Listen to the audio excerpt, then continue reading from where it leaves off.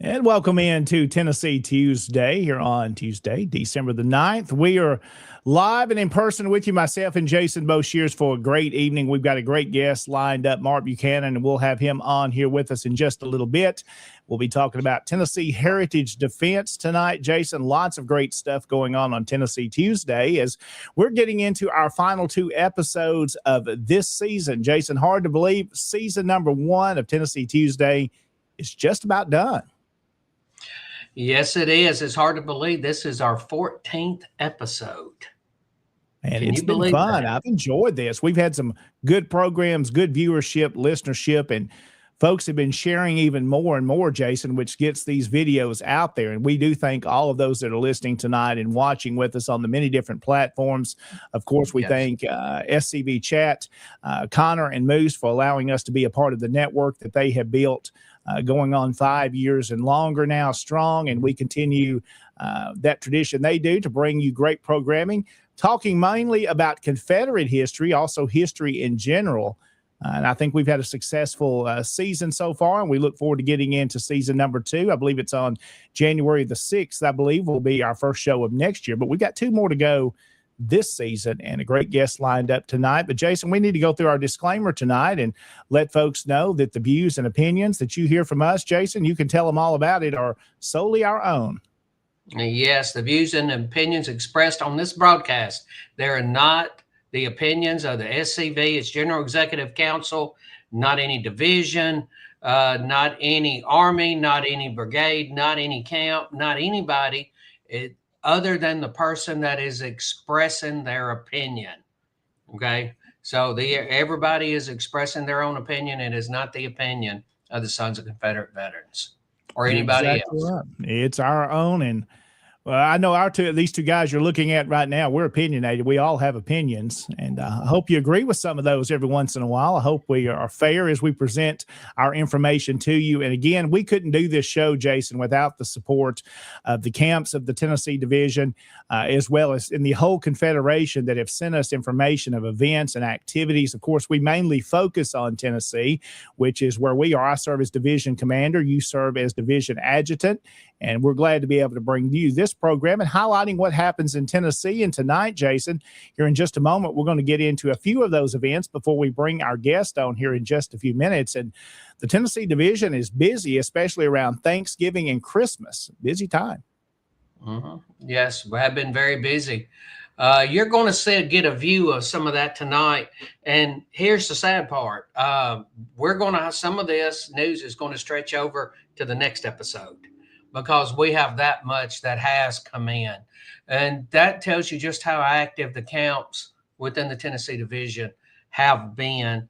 And they continue to be. I mean, we've got a full slate once we start back in January. We're going to be nothing but Lee Jackson. So you're going to have a whole lot to start with. I want to take a few moments and I want to thank and welcome everybody to the live stream. And I want to thank everybody for watching, because if y'all didn't watch, we wouldn't do this. The fact that you're coming on board. And I'd like to thank some of the people that have already showed up. Yeah, let's go through the list. We got several comments already tonight, Jason. Yes, sir, we have. Mr. Al Stidham, I want to thank you for coming in from the J.B. Cowan Camp 155 in Tullahoma, Tennessee. And I tell you, there's this man that's down there in that camp. Has been there for a number of years. His name is Dr. Michael Bradley. And tell me that man, that's somebody that we need to have on here. We need to make that when we start season 2, let's have Dr. Bradley on here. And I think that would be wonderful. An author of many books, of course, great. He's become a legend in Tennessee with his knowledge of forest and so many other topics. And I saw an email this weekend from Dr. Bradley that he's in his mid 80s now. Yes. So we want to get him on and what wisdom he has. And we're so thankful that he has written some of that down in the books that he has published. Oh, yes. And he's just incredible. And we just need to have him on here just to be Dr. Bradley and talk to us. Nothing more. Yeah. Hey, just be Dr. Bradley and talk to us. And, he's a minister. He's been preaching for years. One time I talked to him and he was preaching 2 different congregations on Sunday. Wow. So he was, just a wonderful man. Derek Glover, thank you for coming on. Greetings to Advent greetings to all from the Jamestown, Tennessee, the James M. Softly Camp 929. The 2025 Tennessee Division Sam Davis Camp of the Year. Yes, congratulations. We'll be featuring them some tonight, Jason. We've got some photographs and some things they've been involved in. Oh, yes, I sure do. Want to thank Michael Workman for jumping in. Good evening to you. He is with the Rawdon Spears Camp out of Summertown. Appreciate him coming in. And then the man himself, Mr. Steve Reed, just to see that big old long black beard, you know exactly who you're talking to. And yes, it saw him Saturday at our brigade Christmas party. Yeah. And I tell you, and Tom did an excellent job. Tom, and I'm not going to spoil it. We'll get into it. We'll talk about that a little later on. We've got some photographs in the evening. It was a great evening. Yes, it was. Daniel Brooks, hello from Kentucky and the Ben Hardened Helm Camp. 1703. Now that says Elizabethtown. Now in Tennessee, we have Elizabethan or Elizabethan, but I think y'all just simply call Elizabethtown E-Town. All right. If I'm wrong about that, give me pop back on here and let me know that y'all call it E-Town, because it's a conversation is what locals pronounce it and what other people pronounce it. And then of course we have our own Lieutenant Division Commander Rich Garcia coming in from the Gainsboro Invincibles, Camp 1685. And Daniel, thank you for coming in and visiting with us again. Daniel's been very regular coming in. Thank you, Daniel. And then out of Florida, Bob Highball. Good evening from the Florida Division 8th Brigade, Colonel Samuel St. George Rogers Camp, 1865 out of Ocala, Florida. I bet it is easy to remember that camp number. 1865. That's a good one. That's an easy one to remember. Ryan McDonald, thank you for coming in from Missouri. Now that's another thing. I was always brought up it's Missouri, but you go to Missouri and they say no, it's Missouri. So different areas say it. And of course, here in West Tennessee, since we're a little closer to you, Jason, I've always said Missouri. My grandparents and great grandparents said Missouri, but then there are some that say Missouri around here. It's different things for different areas. Yes, I went over and visited with them, and that's what I call Missouri. So I just call it the Show Me State, and I don't have to worry about all that. And then we have Chuck Roydhouse coming in with us from the General Robert H. Hatton Camp, 723 out of Lebanon. You're going to be on here quite a bit tonight and then again next Tuesday. So appreciate you coming in, Mr. Roydhouse. I've worked with Chuck Roydhouse on a couple of things. We've my camp, that was something that the Chief of Heritage Operations wanted to start, was the Heritage Promotions Officer in each camp. The Sam Watkins Camp 29 voted that position into their bylaws. Okay, yeah. And Chuck Roydhouse was at that meeting, and where we were having a Confederate Legion workshop. And Chuck wrote up some stuff about it, and we just took it pretty much like that. So, yes, the Heritage Promotions Officer, and Chuck Roydhouse had a lot to do with that. And while we're talking about Chuck, he's going to be joining us hopefully soon on our one of our committees that we have in the division and our financial committee. Chuck has a good financial background, and me and him have already been talking about some things that he'll continue to make the division better than it already is. So we look forward to bringing Chuck on in the future to the committee. Yes, and we need to get together with that committee. As you know, I think I sent some emails out about that. Yes. And then I want to thank Charles LeRae. Thank you for coming on, Charles. Yeah. Now we get back into the beginning of next season. I'd like to have Charles LeRae come on because Charles is running for Lieutenant Commander in Chief. And I'd like to give him an opportunity if he wants to come on and talk to the men on here on Tennessee Tuesday. I'd love for him to come. So, Charles, thank you for joining us. Okay, Jim Collinsworth. Have you ever heard of that man? I may know him a little bit. We talk every once in a while. Jim's our new division chaplain. Glad to have Jim on with us tonight, Jason. We're working on a project here locally with our local cemetery to get all the Confederate veterans properly identified, and that's a project that's been going on for several years, but we're really getting that together, and a good project. Jim's helping on that as well. Yes. I had to pick at Jim for just a moment, and I want to thank him for taking on the chaplain position. Mr. Ryan McDonald, coming to us from the Thomas R. Livingston Camp, number 2327 in Carthage, Missouri. Thank you for joining us. Okay, this Kyle Thompson, Kentucky Division Commander. Yeah. Howdy, Rocky Top. KY is here, coffee in hand. Good to see you, Kentucky. Okay, and Ryan wanted to tack on that it was the Major Thomas R. Livingston Camp. Okay, there we go. Yes. And then, of course, there's Ron Rogers, good guy from down in Alabama with the DeKalb rifles. And I saw on Facebook, y'all had a great Christmas party down there. Excellent. Let's see. Okay, we have Daniel Brooks. Thank you, Jason. Come to our camp's 50th anniversary at Mark's Feed Store back in March. Yes, I was there for that. Yes, and that was a very good camp, making it 30 years. The Sam Watkins accomplishment. Oh, that's a heck of an accomplishment. Next year, the Sam Watkins camp's planning a big hootenanny, and because we'll be 40 years old in May of next year. Wow. The camp got rechartered in May of 1986. So we're going to be 40 years old. So, and then the camp reaching that's just incredible. And then here it is, that camp making it 30 years is good. Sean McFall, what's going on, Florida man?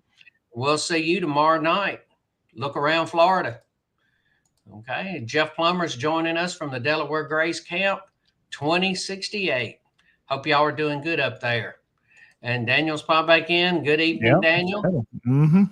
Okay, and is E-Town. He says it is E-Town. It is not Elizabethtown. It is E-Town. There you go. And Daniel pops in. Yes, East Town is how it is known locally. Okay, Jeff Plummer, good seeing you. Seeing you on Saturday. Yes, David Daniels, and saying Jeff Plummer, it was good to see you on Saturday. Was this at the Civil War show? I believe so. Okay. Pop on there, David. I guess it was. Yes. Pop on there, David or Jeff, and let us know. Okay, Daniel Ciando, you're welcome. Thank you for coming on. Let's see. Derek Glover. They're making 1865 great again. Yes, they are. And David Pope, I was wondering how the evening was up there in the Valley of East Tennessee. Thank you for joining us. And he is also the adjutant for Tennessee Society MOSMB. And we have him and I've been going back and forth in a few emails concerning the Tennessee Society MOSMB. Okay, love the videos, Miss Phoebe Waters. Thank you for coming in and letting us know that. Well, looks like, Jason, we've got a good lineup of folks joining us tonight. Yes, we have. Yes, we have Charles LeRae. Looking forward to the opportunity. Thank y'all. Yes, we'll be booking all of that once we get back together in the new year. And into the new year. Would love to have you on and appreciate the opportunity for you to come on and to do that. And then, of course, Kyle's going, well, we're not going to talk about that. Let's go to the next one. Oh, yes. So that must have been David Daniels and Jeff Palmer talking to each other. And yes, and it was great to see you on Sunday as well, Mr. Derek Glover. Lots of folks comment tonight. We appreciate those tonight. Jason, let's go ahead and do this. Let's go ahead and jump into one more thing before we bring Mark on. I know Mark's waiting in the background here, waiting to join us tonight, and he's got a good presentation we'll be talking, but I want to mention a couple of things from this weekend, and then we'll do some other events later on. This one here is where I was Saturday, and several members of the Tennessee division, of course, at the Civil War show in Franklin. As you can see, a view from up top there I took, a good crowd on hand, lots of booths. And let's go through a few photographs here of some of the guys here from the division that we got one group shot together. And there were some others throughout the day that were there to help out. And here's another shot. There's Elliot manning the booth for a little while. See some of the folks that were there. And there's Derek. He's writing something down there. And then there's some more of our guys right there as well. So we appreciate all them that were there. We got to see several folks from down my way that I didn't even know were interested in the war between the states, Jason. Were there and got to meet and greet with, and hopefully some new potential SCV members joining us. And again, TennesseeSCV.org is where anybody can go tonight if you want to learn more about our division. And if you're interested in joining the SCV, you'll find details there as well. So a couple of things I want to show you here, Jason, from the weekend. We've been talking about this flag here. The 19th Tennessee flag was recently on auction, and it brought a good sum of money. Let's just say that for that nice flag. And you can see some of the evidence of the repair work that's been done. I believe there's some bullet holes in it as well. And we'll probably be talking more about that flag. I hope you've got some contacts to make, and the gentleman that owns it, we hope to work out something maybe to bring that to Tennessee for a period of time to display at our National Confederate Museum. I believe it's going back to South Carolina right now, but hopefully eventually it'll come back to Tennessee and get to be viewed at the National Confederate Museum. Another one that I was impressed to see was this code here that belonged to Captain John Morton of Forest Cavalry there, or artillery, I should say. Of course, I believe he served as Secretary of State as well in Tennessee at one point, and that coat was there, and it was also available for purchase, Jason. It was a little bit out of my price range, just a little bit, but it was really nice to see that in person, and one of those neat things. And I did bring one thing home from the weekend. Mine was a little less expensive. This is a photograph from probably around 1910 or so, 1915 era, of the Hiram Bradford old bivouac camp in Brownsville, the old what would become a UCV camp. And there's that photograph of those old guys there of gray, and pretty neat to bring that back home, back here to West Tennessee. Most likely that was a part of past Commander-in-Chief Lynn Shaw's estate. I've seen that photograph many years ago, but as I was walking around in Franklin and that was sitting on the table, I recognized the image, and I had to put a few dollars out on the table to bring that back to West Tennessee. But glad to be able to get that. A lot of other great things. So if you missed that show, you need to go next year. You'll definitely find something that you want to bring back. So let's go ahead and bring our guest on tonight, Mr. Mark Buchanan, who is our Heritage Defense Chairman of our Heritage Defense Committee in Tennessee. And Mark, welcome in. Thanks for hanging on with us tonight. We're glad to have you. Yes, sir. Glad to be here. What a privilege it is to be in the division here in Tennessee and to be Tennessee Heritage Defense Chairman. It's a great honor to do this sort of thing. And tonight, if you'll excuse me, I'll have to toot the horn of the Memphis Brigade because they've really been up to a lot of activity this year. So I'd like to talk about some Tennessee Heritage Protection Act, Tennessee cemetery laws, and encourage you to please contact Mark Buchanan if you see a heritage violation, or if there's any cemetery, monument, gravesite, anything, documents, anything, seals for the state or a municipality that has any Confederate likenesses to it. All of that's covered under the Heritage Act. But we'll talk about that here in a second. Yeah, it's going to be some good conversation tonight. Mark, before we take our first break, I want you to kind of introduce yourself to folks that may not know you. Tell me about your time. You've been in the SCV, kind of how you got interested in history. We kind of like to ask all our guests that. And then let's kind of touch on the camp that you're in down in the Memphis Brigade. Well, my interest in the war between the states started off very, very early in life. I guess around 6 or 7 years old, Mom and Dad took us to Shiloh. And Mom, being from Chicago, made Confederate uniforms for my little brother and myself. And oh, wow.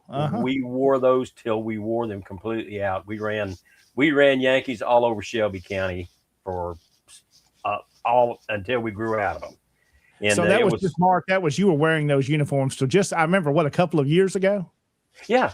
Still fitted. I put on a little weight since I've retired, but at any rate, that's when it all really came to the front. And I do remember my grandfather, Ernest Buchanan, presenting our family flag occasionally for the public there in Memphis. And he would disappear every August and travel to reunions across the South with that flag. And as a little kid, you see those things, and it doesn't stick with you very much. But I have that flag now. My cousin David Baird, who is in our camp, as a matter of fact, I'm running out of kinfolk to get into my camp. I'm going to have to branch out to find some more over in East Tennessee. But he presented me that flag at a memorial service at Pleasant Hill Cemetery in Brunswick, Tennessee. And there wasn't a dry eye in the house. And I have that flag. I had it mounted. It's in our living room, much to the delight of my wife. To this day, I had it mounted, museum glass, museum frame, and really take good care of it. It was created by Lucinda East Buchanan back in 1862. So that's when my first ancestor that I knew about, Edward East Buchanan, that's when he joined. So it's a war era flag then, right, Mark? That's correct. Oh, wow. And it's been certified by historians and appraisers that it's the real deal.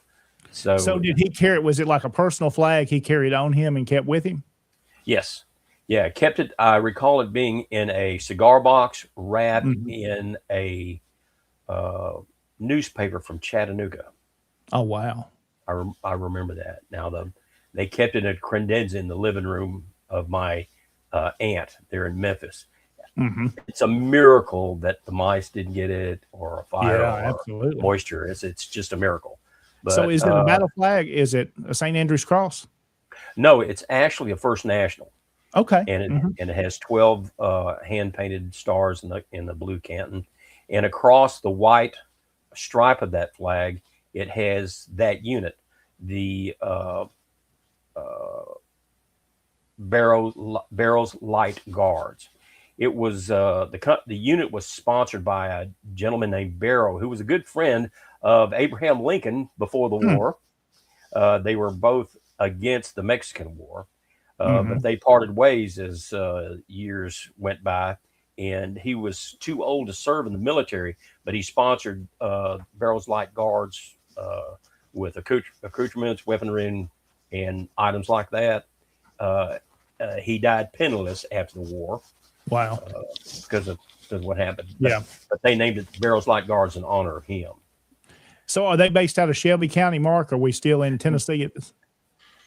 They were actually in the Donaldson area, just north. If you're familiar with that area, there's a place called Buchanan Station. Yes, know where that's at.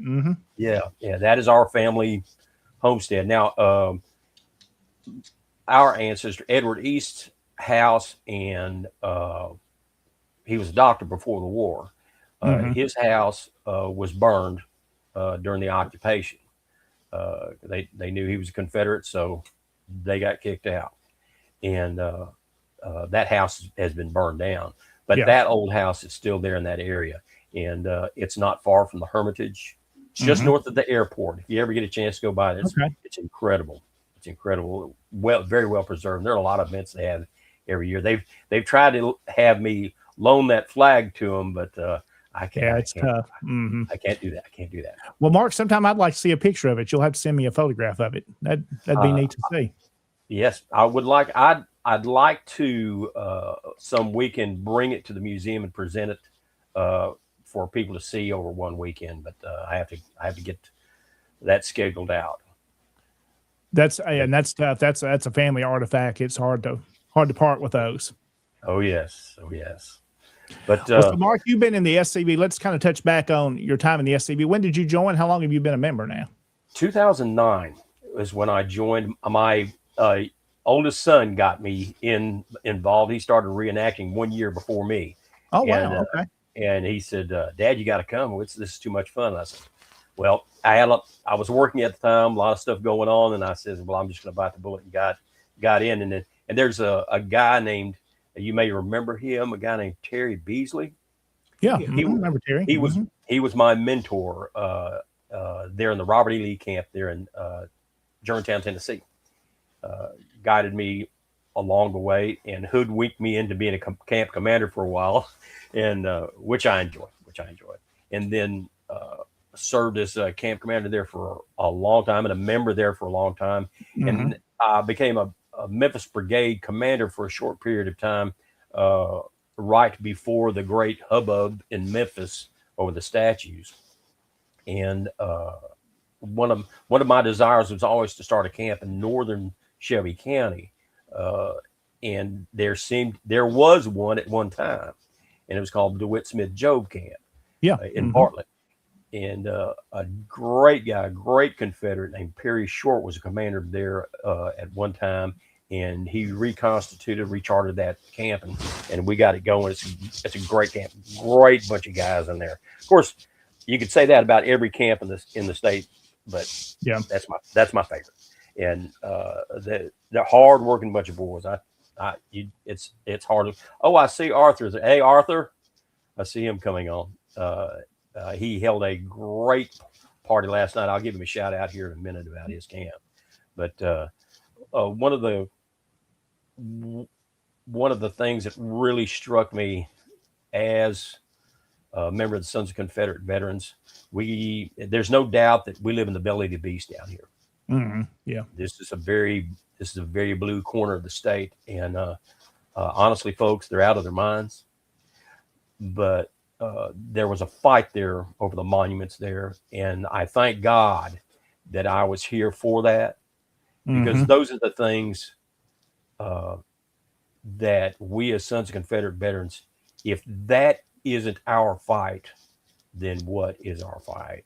That's very good. That's true. If we're not standing up, defending them and fighting for them, who will?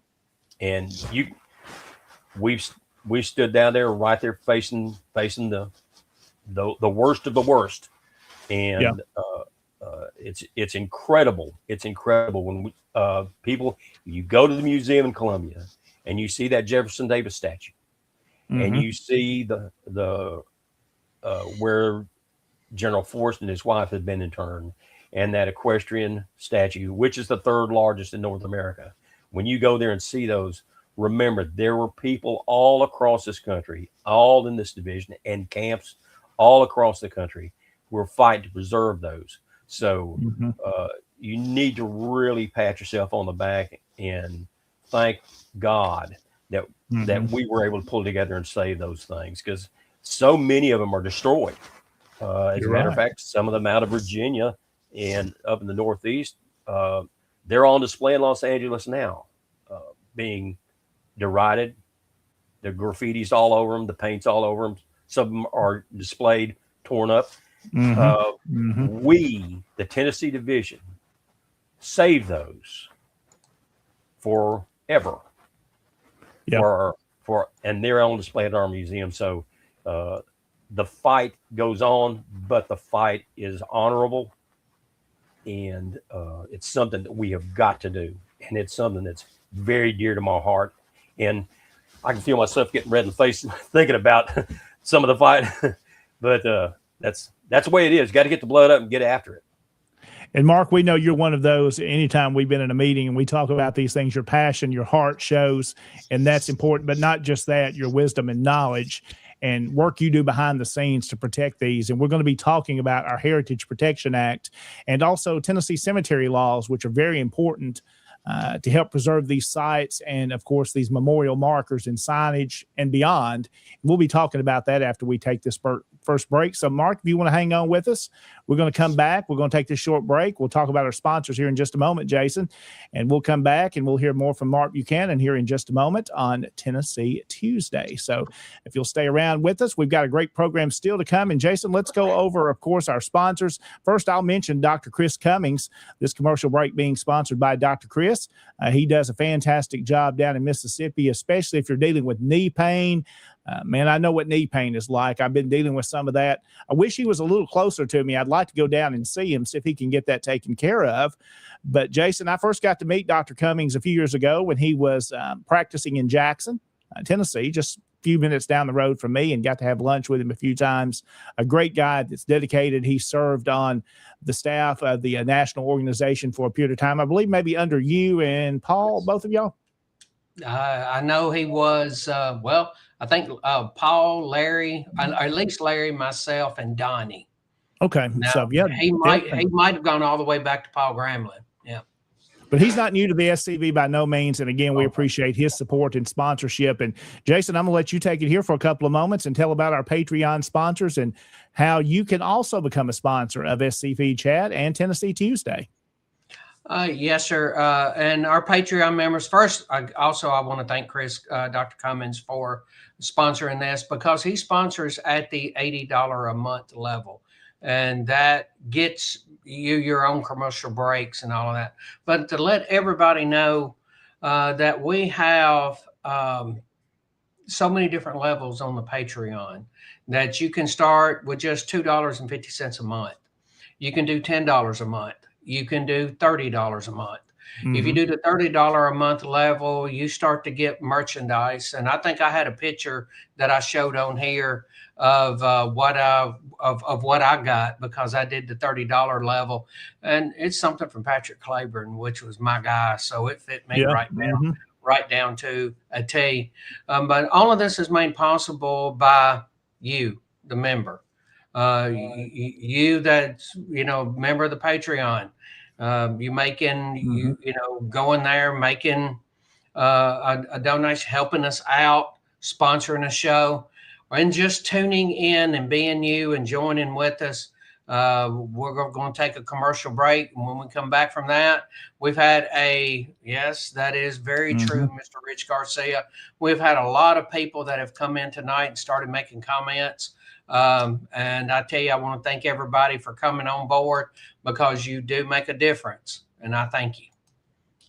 All right, Jason. Well, let's take this break. We're going to come back. And at the end of this commercial break, we're going to intro back in with something special from the Franklin Civil War show from this weekend. A song I think you'll recognize this young man playing. That'll be coming up as we continue Tennessee Tuesday on SCV Chat. When my mother was in college, she danced with Confederate veterans. To me, it wasn't that far away. My father knew this. My mother knew this. Almost 50 years ago, I joined the Sons of Confederate Veterans. In those days, we weren't concerned about saving monuments or any of those things. That wasn't necessary. In fact, none of us had any remote idea that it would ever come up. We can't just sit there and react.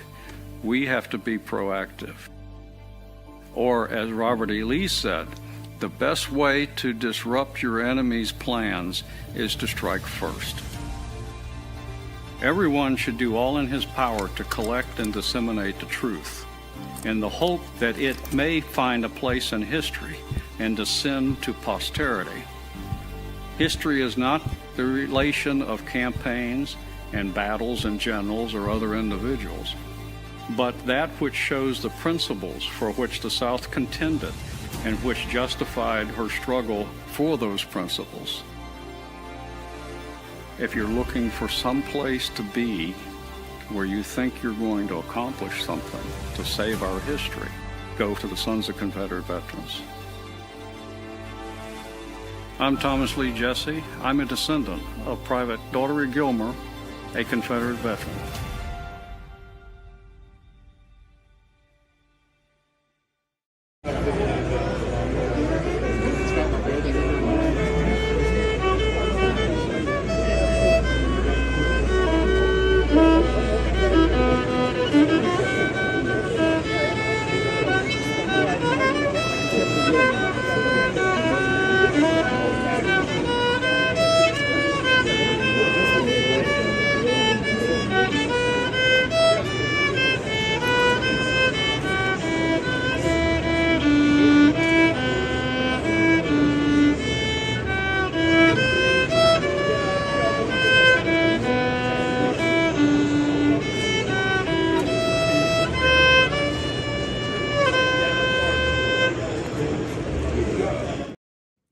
And welcome back into Tennessee Tuesday on SCV Chat. I hope you enjoyed that young man there from the Franklin Civil War show, and a little tune we all should recognize, Jason, and a fantastic job he did. And he got some money too, some tips there.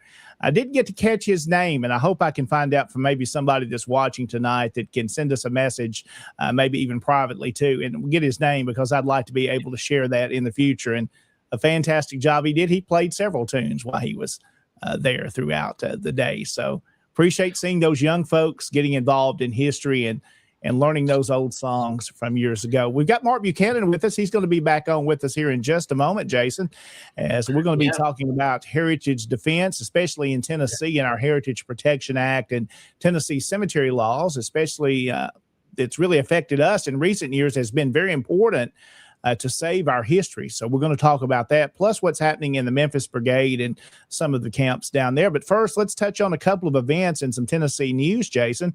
The Bradford Rose SCV camp there and the Sam Davis UDC has their Christmas party coming up. That's going to be, let's see, that's this weekend. So that's coming up on December the 13th, and that'll be at noon there. They'll have a wreath ceremony and food at the Longstreet Museum. Also, another event coming up is the 161st anniversary of the Battle of Kingsport, their commemoration event on December the 13th as well at 10 o'clock in Kingsport. Commander Hill up there does a fantastic job with others to organize that there in Camp 1409, the John Singleton Mosby Camp in Kingsport. And I believe Rich Garcia is going to be bringing greetings on behalf of the Tennessee Division. So that's going to be a good event coming up this weekend. And we do want to mention this before we get Mark coming back on, is the National Confederate Museum in Columbia at our headquarters is open Monday through Friday from 9 till 4. And of course, for a while now on Saturdays from 9 until 4 as well. So if you've been wanting to come to the National Confederate Museum at SCV headquarters there, Jason, that is now available for you on Saturday as well. You've got a website. You can learn more and get all the details of the location if you're watching and not familiar with Columbia and some of the other things to do in Columbia and Murray County. The ConfederateMuseum.com is where you can go and learn more. So lots of good things happening around Tennessee, and we're glad to have the National Confederate Museum here in Tennessee. Of course, it's the headquarters for all of the Sons of Confederate Veterans. We're glad to have it in our backyard. It's just a few miles up the road from you, Jason, about 3 hours from me. So always love going to our museum and the great work that's being done there. So let's bring Mark Buchanan back on with us tonight. He is our Heritage Defense Chairman for our Heritage Defense Committee in Tennessee. Mark has been active, of course, in preserving our history, not only on the defense side, but on the offensive side as well. And he is watching things and activities that are happening across the division. There was one recently in East Tennessee we've been watching, and Mark is keeping an eye on that and many others. And we'll be talking about that tonight. And there's Derek Glover jumping on. Always an honor to work with Chairman Buchanan. So we appreciate Derek's comment there. And Mark, so Mark, let's jump in, and I'm going to turn it over to you. And you've got a slideshow presentation for us tonight that we're going to put on the screen, and going to kind of turn it over to you and let you take it, and we'll join in with you. Yes, I'm very proud of the camps here in the Memphis Parade. Of course, all the camps across the division, but these people are right here close by me fighting the good fight. If you'll flick to the next. Yes, sir. We've been having Christmas parades in our area, Covington, Munford, and Brighton. Kudos to Andrew Harrington up there in the Simon and Wilcox camp organizing those parades. Does a great job. Very well received by the crowd. And we played Dixie throughout the entire event. And you'll see three individuals. That guy there on the right, very close friend of mine from high school. I finally wore him down and got him into the Sons of Confederate Veterans. We found his ancestors' gravesite 1 mile from my house. It's right near Elephant Fight is his name, which is very appropriate. Rick Joyner is his name. Then you'll recognize Gimli the dwarf in the middle. And then my good friend Danny Langston, the lieutenant commander of the Lee camp there. So it's, I see Danny pretty rare. He comes up to our area when we have events up a little further up in West Tennessee. See Danny fairly often. Sir. Yes, sir. He's a slide board special. He's a washboard specialist percussionist in our band. Now, if you've ever been on 385 there in the Memphis area, this is the flag park, and of course that property is owned by the Forest Camp here in the Memphis area. But all the camps participate, especially the DeWitt Smith Job Camp, in making sure that we've changed that from a wilderness area into a beautiful flag park. The flag we watch that flag very carefully, and if there's any signs of damage, we bring that flag down and replace it with another one right away, and get the old one fixed so it'll last longer. And believe you me, if that flag comes down and there's not another flag put up, we get the phone calls. Happen. Where do we need to hide the body? These people are passionate about that. They're not even just the Sons of Confederate members of the Sons of Confederate Veterans, but friends of mine and people I've known for years, and new friends are really proud of that flag. And if you'll notice on the right, the DeWitt Smith Job Camp placed the SCV.org logo in front of the flag, so people would know who was sponsoring this flag, who was taking care of the park. And you'll see that there are 3 banners on the wall, on the fence line there on 385, where drivers can hit that URL with their phone and get right to the Sons of Confederate Veterans. So we're very proud of that park. And if you work in that area and do any clearing at all, you can definitely come down with a banner case of chiggers in that area. Okay, let's go to the next one, please. All right.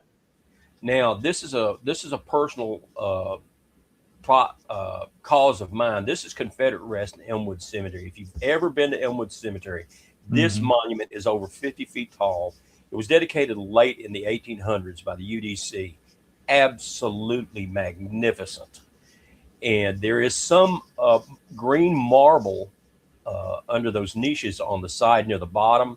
But the monument itself is made of something called Rosendale concrete. It's a naturally occurring concrete that comes from an area, the Rosendale area up in Yankee Land up near Connecticut. And you can still get that material, thankfully, because as you can see, the bottom row of steps on that monument is spalling tremendously, and it's gotten worse in the last year. I'm working with Kim Bearden with the Elmwood Cemetery. It belongs to them, so we have to work in cooperation with them to get this repaired. But there's a contractor, Atlas Restoration, that specializes in this sort of thing. So this spring we're looking at making those repairs to this monument. The initial estimate is about $3,500. So we're in the process of raising money for this monument. But it is an incredible, and once we get those repairs, there's more work to be done. But the monument from the second step up is absolutely in perfect condition. It just needs cleaning, and we'll do that.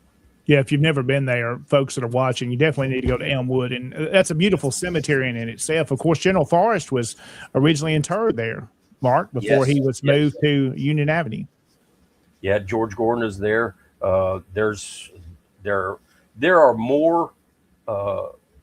The only place in the United States that has more Confederate heroes buried is Hollywood Cemetery in Richmond. It's an incredible place to visit, and we hope to have a great restoration and rededicate it next year. When they first dedicated it, there were almost 12,000 people there. It's hard to get 100 people there now. Yeah. But we hope to really push that on. So, well, let us know, Mark, as you get closer to the Restoration Work. Tennessee Division, of course, wants to be involved and help with that project. Excellent. Yes, we will. Well, let's talk about our Heritage Protection Act for folks that may not be familiar with it. If we didn't have this in Tennessee, Mark, we would have been in some real bad situations. But this has helped save many monuments and memorials. And so I'm going to let you talk a little bit about it. Yes. This was a hard fought act that we had gotten passed. Terry Beasley and several members of the Tennessee Division really worked hard to get this passed.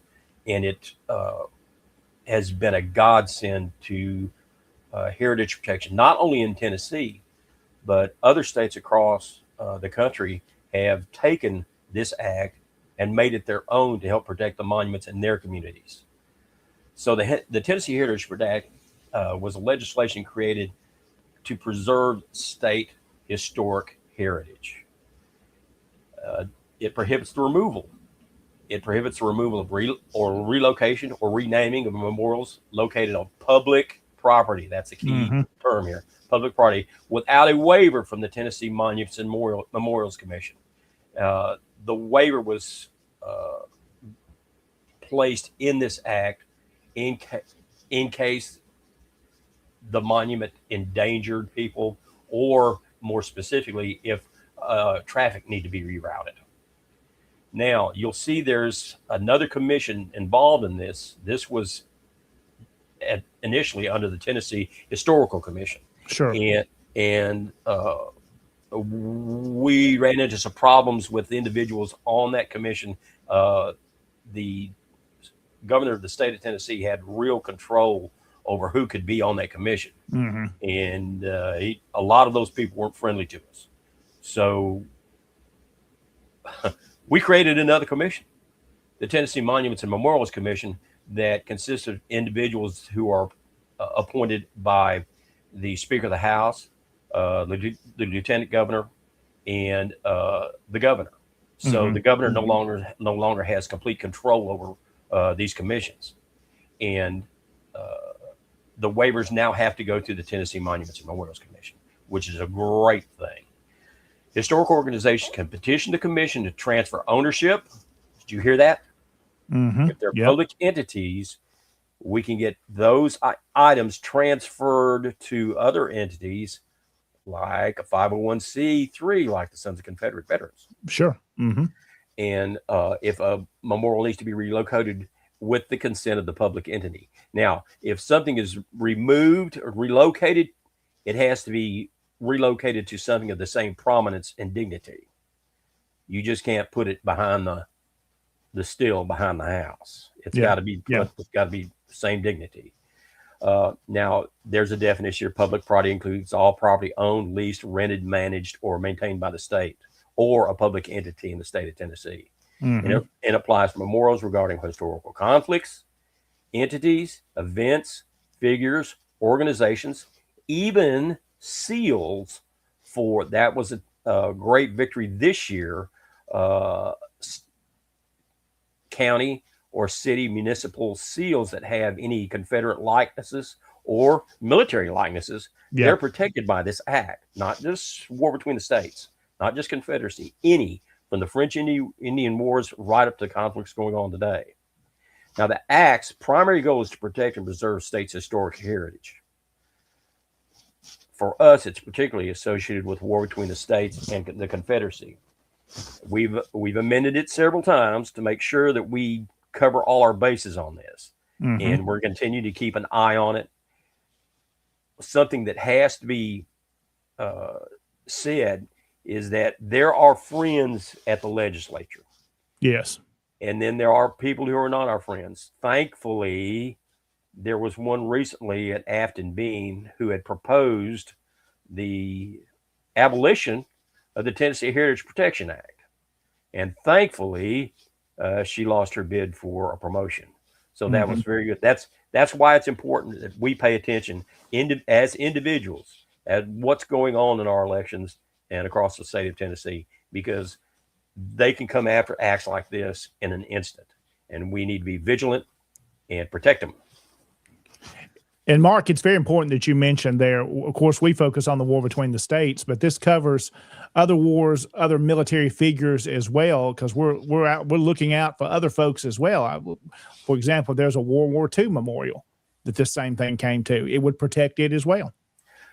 Here locally in Shelby County, there's a monument.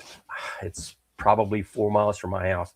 It's located on the corner of Watkins Extended and Thomas, Highway 51, if you will. And it's a monument to the soldiers and airmen and sailors from the Shelby County area that served in Vietnam. Mm-hmm. And it was getting run down. And so, a lot of my buddies, you know how we do. We're not going to let that happen. And we brought this act up. We want these things preserved. And if you can't do it, give it to us. According to this act, give it to us. Yeah. And it embarrassed the county commission so bad they went out there and fixed everything. I mean, literally. Of course, they came out there and patted themselves on the back and gave each other plaques and stuff. But still, it protected the memorial. Yes, yeah. And we have members in our camps and several members in the SCV who served in Vietnam. My older brother did. Mm-hmm. Thankfully, I didn't have to go. I missed about that much. But it preserved the Vietnam Memorial. So it's an excellent act.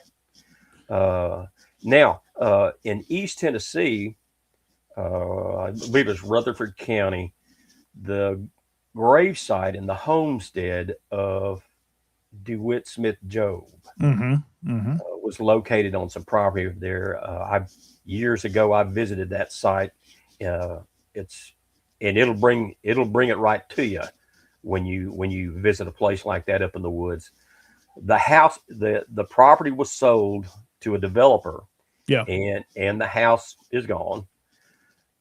It would have been almost impossible to save that. But there are laws in the state of Tennessee that protect cemeteries, and they prohibits the willful destruction or defacement of any cemetery property, including monuments and gravestones. And violation of these laws can result in criminal charges as high up as a Class E felony, which gets you some pretty good jail, some pretty good fines up to $50,000.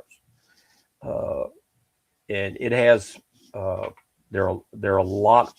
It protects the rights of the families regarding the burial of their loved ones, and it makes it necessary. Like for if this cemetery. If a cemetery is sold, they're required to inform the families of what's going on with that cemetery. And a developer, they have to respect the rights. Ensure these burials are conducted in a manner that honors the deceased, and that leads up to exhumation and reinterment. It has to be in a form of dignity, and you have to check with the family and interested parties. To obtain the permits and the permission for this. So can anybody think of an interested party that would be concerned about a Confederate soldier? I'm thinking, think of a couple. And when we heard about this from one of our members, I can't emphasize this enough. I mentioned it earlier.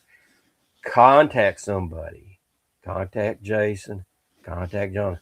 Call me. 901-570-1413. 901-570-1413. Let me know what's going on so we can get on it. And thankfully, the local historical societies in that area got involved. And there's family involved. Now, we've had folks working behind the scenes as we've taught Mark to make sure this is protected. So families aware of it. And we do know that there's a plat map for this property, and the cemetery is shown on. It's not on a deed, but it's on a plat map. So it is, people are well aware that it's there. Some state legislature has been contacted, different historic offices. So it's well aware that it's there. So that's our goal, is to protect it, preserve it. Great segue, John. You can go to the Tennessee Historical Commission website and there's an icon there that allows you to locate a cemetery. There are 32,500 cemeteries located on that interactive map. If you know of a cemetery that is not on that map, you can get a cemetery on that map. Yeah. And get it identified. And in a situation where the Job cemetery plot was located, you can put that on that map. The state of Tennessee knows about it. You can identify it, and we're ahead of the game. But if you know of a cemetery, go to that Tennessee Historical Commission. There's an icon there to look up the cemetery list. They have a group that tracks all this, and you can get a cemetery placed on that list, and we can watch and make sure everything's well with that cemetery. That's good information tonight, Mark. To folks, watch your family cemetery. Watch these like the Job Cemetery. There are lots of folks got working behind the scenes to make sure it's identified, and hopefully long term it'll be protected. And our goal ultimately in time is to maybe get up there and do some work and clean it up. It's been years since it was cleaned. That's important to maintain these sites. I do have to give a shout out to a great guy. You may know him, James Patterson. He came up with an idea. There were some stones up there. If you've been to Cades Cove or been up to the Job campsite, cemetery site, there are stones there that are they're homemade. There's names and dates scratched on that rock, and so many times that was the only thing available for slaves to bury their loved ones. And when the state found out that there were some of these stones up there in that cemetery, the alarm bell started going off. The Tennessee State historian got involved, and it turned into a real thing. So we're not above using any tactic that we can use that's legal to make sure that these things are preserved. So shout out to Mr. Patterson. Yeah, lots of folks have been working on that, and that's what we do best, Mark, is preserving the final resting place of our ancestors. Something I always said, one of the worst things you can do in life is to desecrate, not care for, disrespect someone's final resting place. And that's one of the missions, I believe, of the SCV is to preserve our ancestors' history, not only in written form, but their final resting place. You look at this is the time of year we look at Fredericksburg, and we look at what happened at Stones River, and we look at, of course, Franklin, and you think of those soldiers marching in that cold in December in Tennessee. I read an article about 80 men, no shoes, that were marching to Franklin, and they were pulled out of line, sent off to find wood to warm up for a couple of days. And when the call came to go on to Franklin, to a man, they all stepped up and kept going. I mean, we're talking barefoot in December in Tennessee. If we can't get up off that easy chair and get out there and save these monuments and fight this fight, well, what are we doing? We gotta fight it. What's that guy from Washington say? Fight, fight, fight. That's what we got to do. Well, Mark, I want to show this picture here. I wanted to pull up real fast that I found last night. There you are at Job's grave. Yeah, there it was. Yeah, I was pretty stove up going up there, but yeah, that was great seeing that, man. Of course, the namesake for your camp. To me, when I touch a stone like that, it's almost like I go back in time, and it brings that fight, that honor, that courage that those people had, and we have today. So it's just incredible. I'm glad to see that. Boy, Perry Short helped me get up there. I was down on my back at the time, and he helped me up there. So it was great. It's a good little haul. I've never got to walk up to it yet, but I've been by the site on the roadway. But it's a good little piece up that hill. Yeah, it's one of those hand over hand going up the hill, holding on to shrub and small trees and honeysuckle, try to get up there.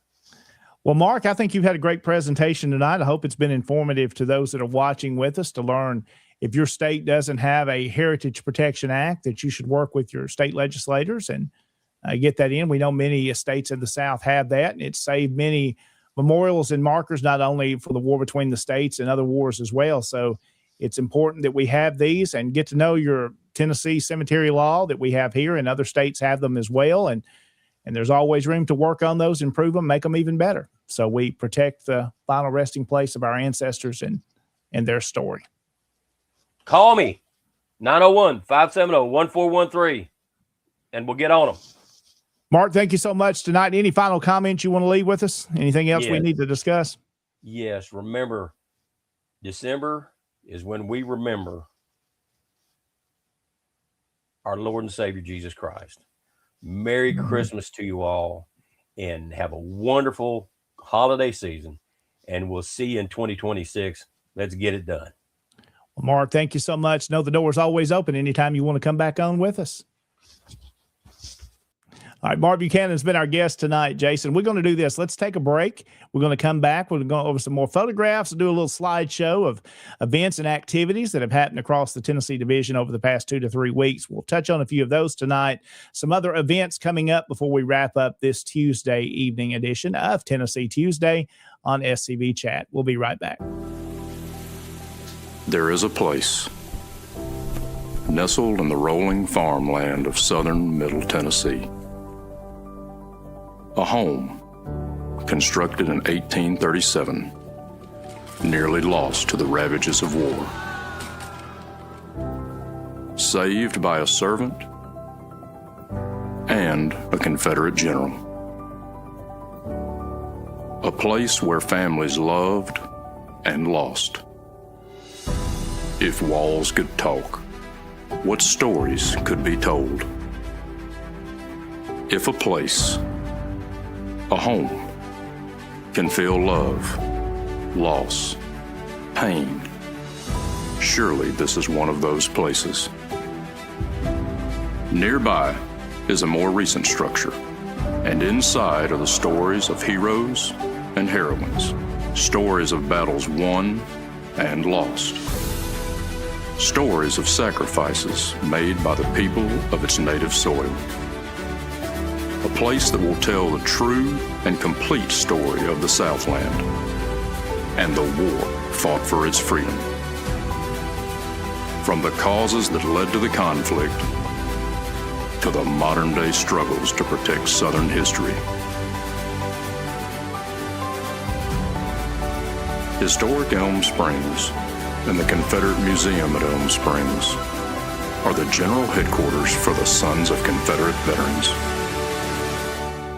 A place where the story of the Southland and its historic struggle is preserved and told. Come and discover your history. And we're back on Tennessee Tuesday here on SCV Chat. I'm your host, John Blankenship, Tennessee Division Commander of the SCV. And our division adjutant, Mr. Jason Boshears, is our co-host this evening with us, and each and every week. Jason, a good guest tonight with Mark. We appreciate Mark being on with us this evening, and some great comments there that you're putting on the screen. And we always enjoy talking with Mark and the passion that he has to preserve our history and to defend our ancestors' good name, which is what our charge is for us to do as members of the SCV. And as descendants of Confederate soldiers, we should be doing that as the sons. That's what we were designed to do. Agreed. Agreed. I was sitting here looking at, we've had a lot of people come on, a lot of great posts. And I think Mark did a fantastic job. You can tell when people are listening because it got real quiet in the chat section. So I knew that people were really listening to what was going on. And I was thrilled to see the UDC come in and visit with us tonight. Absolutely. Thank you very much for this. Love y'all coming in. Thank you. And thank you for being here. Well, Jason, let's talk about a few events coming up before we wrap up this evening in the next short bit. We've got some events coming up in January. Of course, it's Lee Jackson banquet time across Tennessee, and of course across for the South for that matter. One of those is the Lee Jackson banquet for the Colonel Jeffrey Forrest Brigade here in Northwest Tennessee. You're going to be the guest speaker for that evening. That will be in Union City there at Mount Zion Methodist Church, and you can see the details there. You'll also find on our different social media outlets as well the details to that event. So, Jason, you'll be the guest speaker for that event. Let's see some other ones coming up that we know about that have been sent in to us. And I want to encourage our camps, especially in Tennessee this evening, that are watching to send those in to us. As we get into January, we want to be able to promote these events coming up. So let us know about those Lee Jackson banquets. Another one's coming up in February, on February the 7th in Knoxville there, Camp 87. We'll be hosting Commander-in-Chief Donnie Kennedy as the guest speaker. And that will be in Knoxville on February the 7th. That's always a big event there for them. We do want to go ahead and mention this, and we've talked about it each week. It'll be here before we know it, just a few months away, Jason. It'll be the 131st annual SCV National Reunion, July the 15th through the 19th in Lexington, Kentucky. So if you haven't reserved your room and got your registration in, need to do that. I know I've got my room reserved, don't have the registration done in that, so I'm telling off on myself right now. I need to get that submitted. But make sure you get your room there, because I believe if they're not sold out for the host hotel, they're probably getting pretty close to it. They're getting real close to it if they're not already. And there's probably already some activities that could already be sold out. That's true. You might want to take a look online. Go to that www.131scv.org and see if, and just see if you can register for some of these events, because some of this has already been sold out. Yeah. It'll be here before we know it, coming up in July. So other events we've got coming up, Jason, in the Tennessee division is our division reunion, April the 17th and 18th. That's going to be in Morristown and also Russellville there, split between the two. The business meeting side, when the banquet will take place there in Morristown. And again, you can go to TennesseeSCV.org and you'll see the registration information for the weekend there. If you're an SCV member and would like to attend, that is available to you. Also on that afternoon of Saturday after our business meeting, and we're going to talk about the host hotel here in just a moment, we will be dedicating a monument, the Bradford Rose Camp wheel there at the Longstreet Museum. They've been working on for a few years, getting that set up, and that will be dedicated in April. So that will be one of the events on Saturday afternoon. And looking at that host hotel there, when I booked my hotel room, I believe Mike told us, Jason, there were 40 rooms that were reserved at that hotel, and there was already several booked when I booked mine. I believe you've done yours as well. So you need to get that done ASAP. There are other hotels available, but we'd love for you to be in the host hotel there at the Candlewood Suites in Morristown. And here's some photographs of it if you'd like to see. It's a pretty new hotel. It hasn't been there very long. Very nice place to stay there. And just very close to that is the meeting hall where we will be having our business meeting and our banquet. Just is not far away from that at all. Going to be a great event on Saturday and, of course, on throughout the entire weekend. So make your plans to be there with us. We'd love for you to join us. TennesseeSCV.org has the information about that event. Also, another one we want to share, remembering and celebrating General James Longstreet's birthday. That's January the 10th. That will be at the Longstreet Museum we're talking about there in Russellville. So if you want to come enjoy some cake and enjoy some history and see the work they're doing with the Longstreet Museum, we talked to Mike Beck just a few weeks ago about all the work that's being done there. A lot of hours, a lot of man hours have been put into that, a lot of dollars to preserve that site. Great museum. And SCV is glad to be able to support that, the Tennessee division. So that's coming up on January the 10th. And Jason, I'm going to let you touch on these. Our SCV Success, which is a new campaign that's been rolled out by SCV National. I know you've had something to do with that. Commander Kennedy has had a lot to do with making this happen. And there's a new one, the SCV Wins in Georgia. Yes, sir. We have had two of these announcements that have come out. And Mark, who was on here earlier and does such a great job, and he mentioned one of the victories that we had. We've had two of them that were prominent ones here in Tennessee. One was the Williamson County Seal, and another one was the monument that was in a park in Nashville. And both of those were preserved. And what happens is we found out that, something happens, they take something down, they take a flag down, they do something, and all of this bad news just floods us for days, weeks, months, on and on. We would have a victory, make an announcement, and then you don't hear anything about it the next just day. kind of disappeared. So this is a new campaign to really put that in the focus, not only to our membership, so they see what's happening, what the SCV, it's always asked, Jason, what are we doing?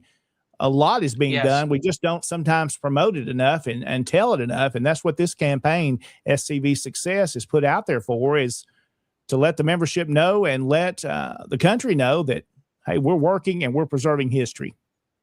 Yes, sir. That was the sole purpose of it. Well, you have these conversations with our members and they go, you're not doing anything. We are, and we're having victories. Now, we haven't won every battle. Our ancestors did not win every battle, but they fought in every battle, which is what Mark and his group and the Tennessee Division and all the SCV does. We're going to fight in all the battles. Well, when we do have a victory, we need to broadcast the victory. We've had 2 of them.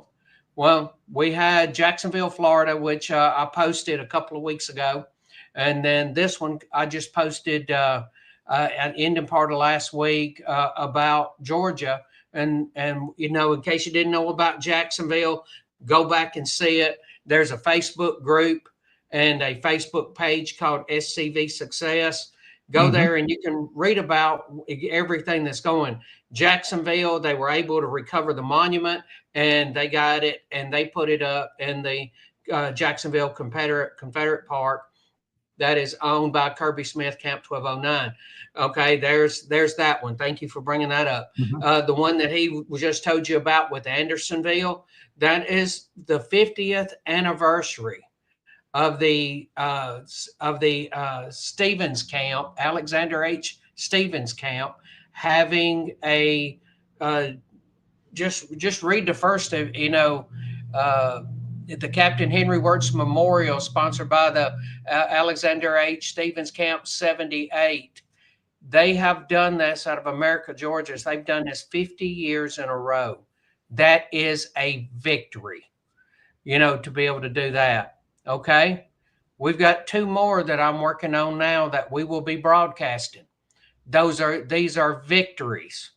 We have had one that has gone up in Alabama, and we have had one that has gone back up in South Carolina. So we're going to have victories, and they're already up. So it's not like, oh, are they coming back up? No, they are already up. And what we're doing is we're going to announce all of this and to get the word out about it. So you're going to have Florida, Georgia, Alabama, and South Carolina. And then we're going to write these up about what Tennessee has done. Absolutely. Over this past year and a half, 2 years, and put those out there. You're going to see, so right there, you're looking at a half a dozen victories that nobody has talked about. So, and all we're doing is we're just broadcasting and we're telling people these are there and they're going to be coming out in emails. You've already seen the social media. They're going to be coming out on emails. So you're going to read all about it and spread the word, because when it's coming out into the emails, it is going out to all of the camp commanders and camp adjutants. So, and there's an email address at the bottom. It is called scvsuccess@scv.org. You have a victory, you have a success, you have a win, email it, send the details to there. We'll create something about it. I'll contact you. We'll create something about it, and we'll get that announcement out there. And absolutely. That is the point of this, because when we send these out, it is going to the camp level, the camp commanders and the camp adjutants. Guys, if you're looking, what can I put in my newsletter this month? There it is. And just spread it out to your members. Have something to talk about at the camp member. Because share it on social media, promote what we're doing, put it out there on your pages. Yes, absolutely. Because we know that, okay, the Confederate Veteran magazine comes out. Not everybody reads it. And, I don't know what the percentage is, but people don't. We put things out on social media. Sometimes it catches on. The bad news catches on and takes off like crazy. The good news, we have a victory. It just doesn't make it anywhere. So Mark was talking at the very beginning about he's going to toot the horn. Well, we're just tooting the horn of the SCV and all of these heritage organizations.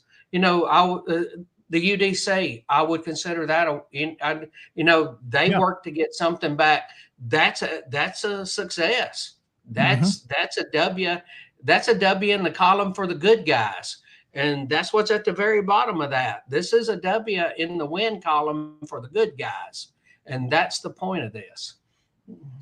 Exactly right. A new program, SCV Success. Check out, I've shared it in the comments, Jason, for folks that were asking. There is a link, and a couple others have shared it too, the group for SCV Success, where you can see those and others as they come out. Well, Jason, let's continue on. We've got some photographs we want to go through tonight. Our camps in the Tennessee division, the Softly camp there in Jamestown has been busy. Of course, you can see them there in the Jamestown Rotary Christmas Parade. There they are marching down the street. Appreciate the work they do there. A very active camp. And as you saw earlier, they have been awarded to prove that they are active, and they do a great job in the Tennessee division. Here's the Christmas caroling event. It was done. Of course, Mike Dunn got us these pictures out here, and you recognize many of those folks from the Dillard Judd Camp, 1825 in Cookeville. They did a Christmas caroling event. I'm excited to see them bring in something like that. That's very unique, Jason. It's different. You used to see people do that all the time. Not so much anymore, but glad to see them there. And, of course, you probably recognize the gentleman there in center there, past commander of the Tennessee division, Mr. Ed Butler, and his wife. There together. Looks like they went by their home to get to visit with them. And Commander Butler with his stick, and he knows how to use that stick. I appreciate Mr. Ed. He's always been a good friend. Appreciate his leadership. And there's another photograph of their Christmas caroling event where they're outside there, and you see them all dressed appropriately. Appreciate Commander Dunn and the work he's doing there at the Dillard Judd Camp. And Commander Dunn is going to be on with us next week as our guest here on Tennessee Tuesday, Jason. So we look forward to having Mike Dunn with us, and got to see him this past weekend there in Franklin as they were browsing around at many of the different artifacts and things that were for sale at the Franklin Civil War Show. And looking forward to having Commander Dunn on with us next week. Some other events. This is a very active camp. Of course, we talk about Tom Wood and the Lebanon camp, the General Hatton camp. Always very busy. There's Tom there. I think it's a little cool out there that day, so he's bundled up for their turkey shoot. They had 3 different events, and that was the final one, the day they held, and Tom getting folks registered. And then there's Uncle Martin there, Martin Frost, past division adjutant there. He's helping out getting folks registered. And again, there's some more of the crowd getting ready for the turkey shoot, and we shared a few photographs from that. There were some photographs of them shooting, but we know sometimes Facebook doesn't like weaponry in video. So we've been a little careful with that, but a good thing there they're doing, very successful.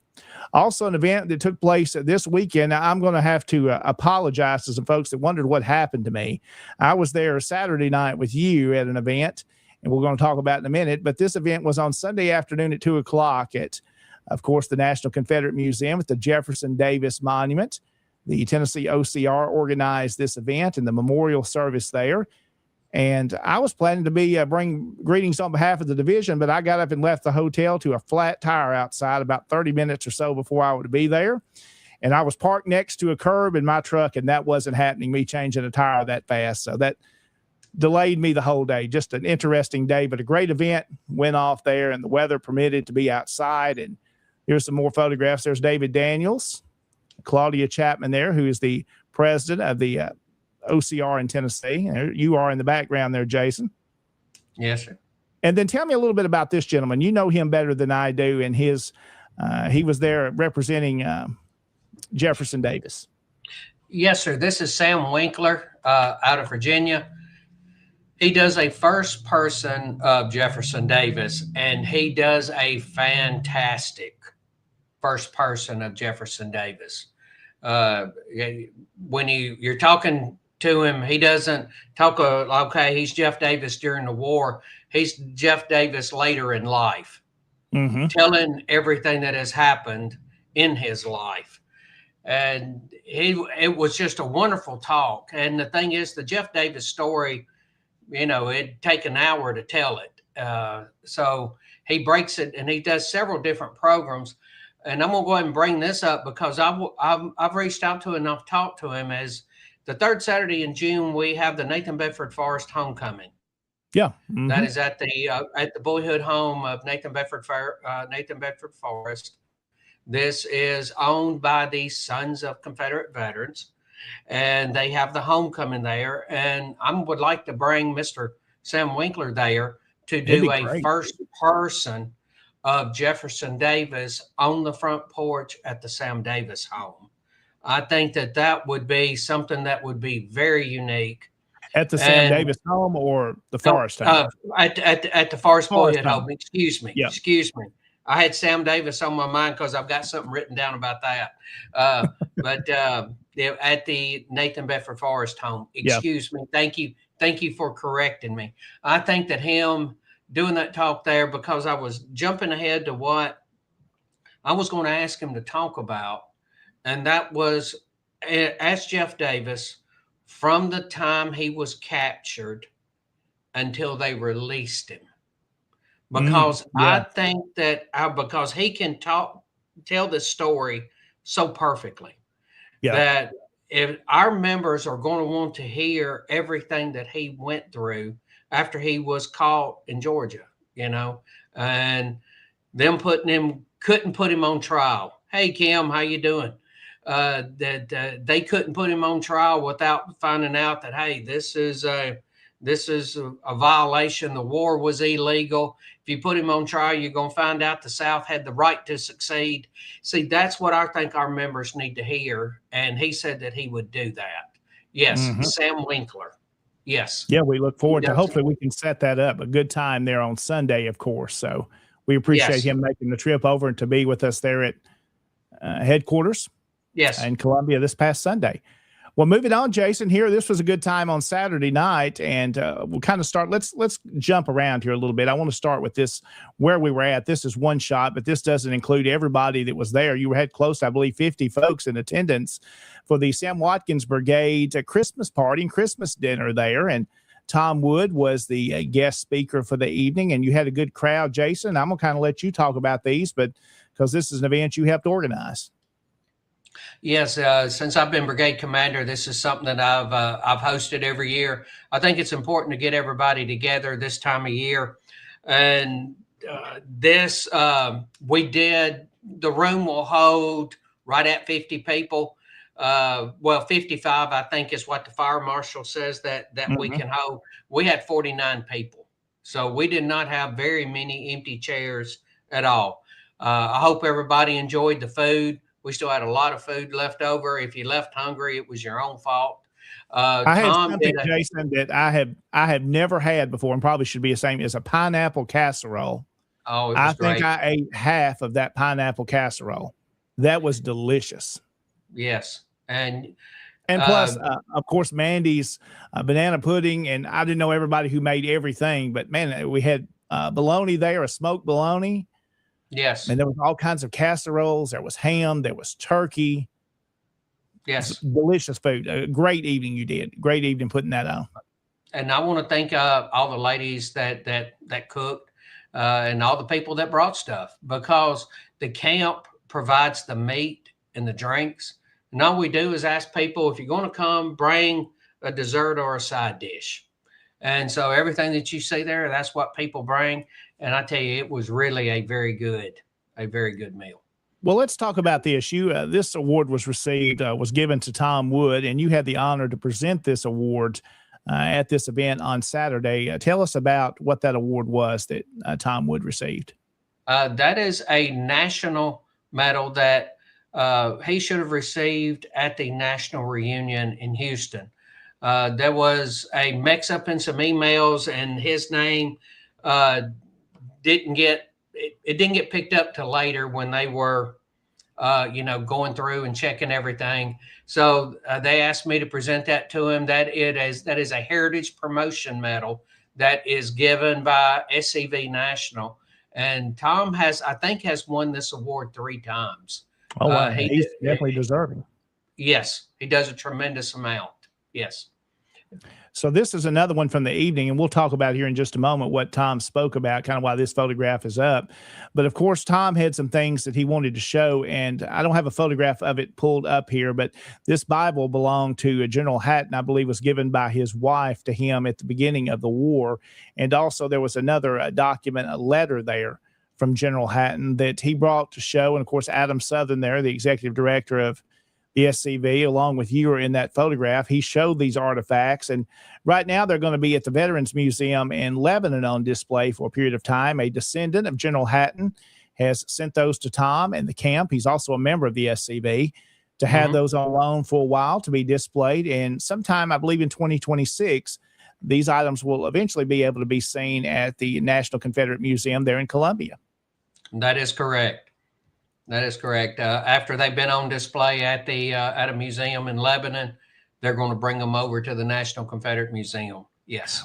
Well, briefly, let's mention the program that Tom spoke on. A very good presentation. Tom is an excellent speaker and brought a lot of information out about a gentleman that's from Tennessee and spent a lot of time in the Lebanon area that we don't hear so much about, but was a pretty high-ranking general in the Confederate Army. Yes, sir.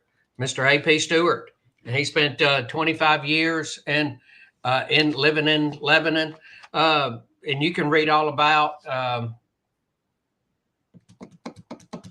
Alexander. He went by Alexander Peter, I believe. Yes, Alexander Peter Stewart. And after the war, he lived there in Lebanon.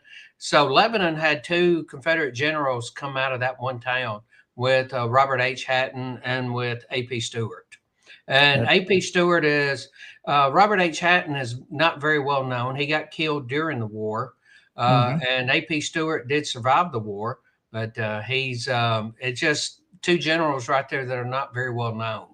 And Tom did a great program on him. And that would be something I know Tom would be willing to present to other camps.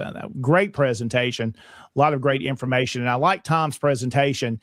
He gives you a lot of facts. And I'm one that I love facts and learning about folks. And he did a great job on that presentation. And the final photograph from Saturday evening, there's some of the command staff of the Tennessee Division we've got there together.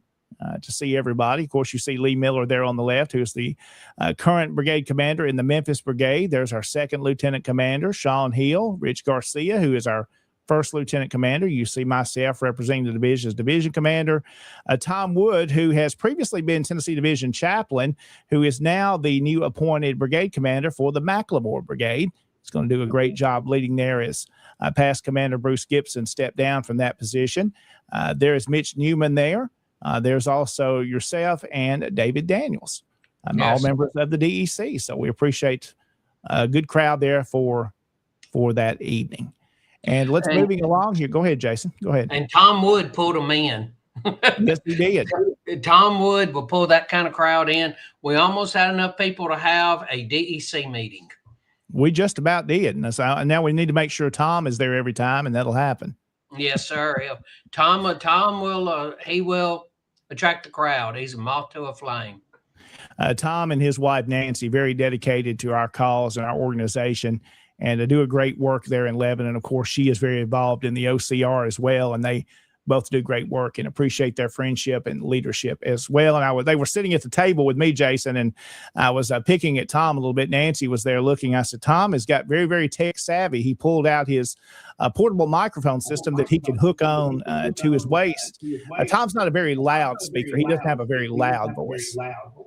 So that was pretty neat. Pretty neat. Yes. Let's see, moving along here. Let's pull up another photograph. And I've got a little feedback to see. We had that last time, Jason, a little duplicating of the audio. So that must be a software issue, but we'll move along there. I think that's gone away now. And this photograph you see here is also of the Hatton Camp 723. They were in the Christmas parade there. There's the nice banner. And then there's some of those that participated. Of course, appreciate the work they do. They're in Lebanon. They are very, very active and very busy. There you can see the float and the General Hatton Monument there in the square in the background, circling around that there in Lebanon.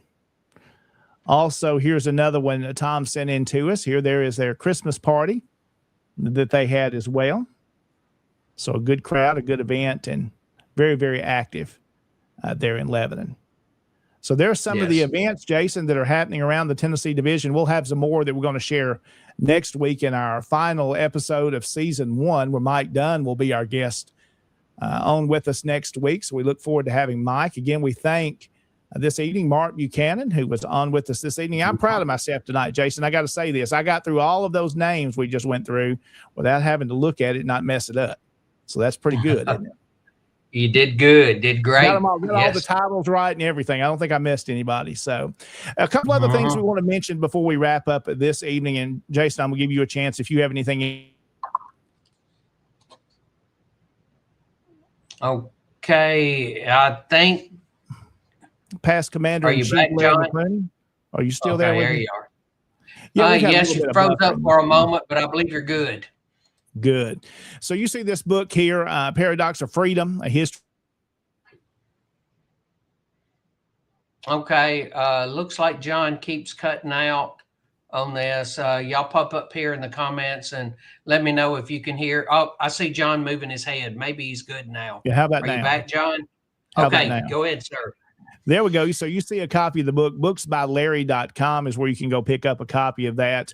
I've ordered mine this weekend. Look forward to getting that in here in the next couple of weeks, hopefully before Christmas, and should be a very good book. And Jason, you said that's only been out a couple of months, maybe? Oh, yes, sir. It hasn't been out very long at all.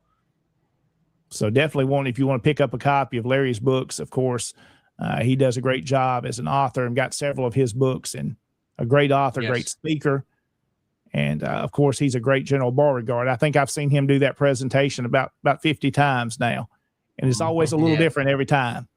He does a great job. Yes. So. Now, he knows all of the material. And he's a very good researcher. Yes. And when you know all of the different stories and you're not going by a script, you know everything, but you just tell it, and what comes out comes out. Yes. Absolutely. Well, Jason, any final comments that you want to leave with us this evening, as it's about 8:30 now. So we've gone about an hour and a half this evening, a great show, and about ready to wrap it up. Yes, sir. I will only be very briefly. The young man that was playing the fiddle, played Dixie. If anybody could get his information to me, because as I mentioned earlier, the Nathan Bedford Forrest Boyhood Home, and we were talking about getting Sam Winkler there. Wouldn't it be great to have that young man to come there and play? Oh, absolutely. And if anybody has his contact information, if you know who he is, reach out to me and let me know, or to John, or to somebody in the Tennessee division, just somebody in the Tennessee division. And we'll get in touch with this young man. I'd love to extend an invitation for him to come to the Forrest Boyhood Homecoming. Oh, that'd be fun. And to be able to play. I don't care if all he did was play 3 songs or if he played 33 songs. I know people would love to hear him play. And if anybody knows him, please let us know. And, absolutely. And we'll close out with that video here in just a moment before we do a couple of other things before we close out. But we do want to mention the other shows, Jason, that are coming up. Of course, tomorrow night, Look Around Florida. Sean McFall will have his program. That'll be 7 o'clock, of course. And then on Thursday night, it is Commander's Comments. Is that let's see, is that this, or that was last Thursday? Yes, sir. That was last Thursday night, and I hosted it because Harrison couldn't be there. So it's going to be Look Around the Federation. Will be this Thursday. Yeah. So that's coming up Thursday night at 7 o'clock. And then Friday night, the friends of Douglas South Hall Freeman, David Pope, will have his show at 7 o'clock. Of course, all these times are Confederate Standard Time or Central Standard Time, whichever one you're going by there. And then, of course, Sunday night, Hardy on History with Michael Hardy. That will be at 7:30. So there's the great shows that are connected with us and on SCV Chat and Tennessee Tuesday. Glad to be here on each Tuesday night. Again, a reminder, next Tuesday, we will be back with you for one more live program. Our guest will be Mike Dunn from the Dillard Judd Camp in Cookville. We'll have him as our guest. That'll be a good show. And then we will wrap up season number 1, and our final episode will be again next Tuesday night. We'll take a break and we'll come back in January, and then we'll start to get into programs that will have a little political stuff. We'll have folks running for offices in SCV National and also Tennessee Division. We're going to give those individuals that are seeking those offices a chance to share their platform. Yes, sir. And I'm glad you said all of it, because anybody running for office in the Tennessee Division, then we'll also have the Army Councilman and the Army Commander. Come on. So we're going to, anything that's going to affect Tennessee Division, we want to have we have a platform for them to come and visit with us. Absolutely. And I've talked to a couple of our brigade commanders that I know are running for office, and they've asked me this question. So others that are watching, do I have to go the whole hour? No, we can even do a program where there's multiple ones if we need to be, and break those up. You don't have to go the full hour, but if you want to be on longer with us, you're more than welcome to do that as well. Again, Jason, it's been a great program tonight. We look forward to being back with you next week. Hope you have a great rest of this week. Follow all the different shows that are on SCV Chat. Again, we thank all of our sponsors on Patreon, also Dr. Chris Cummings for sponsoring the program and all of our programming. If you'd like to become a member and help support this effort that we do here, Connor and Moose have done a great job leading this for over 5 years and allowing us to be a part of it. You can visit scvchat.com. Also, to learn more about the Tennessee Division, TennesseeSCV.org. So, Jason, have yourself a wonderful night. Everybody that's watching, thank you for being with us, and we'll see you next week.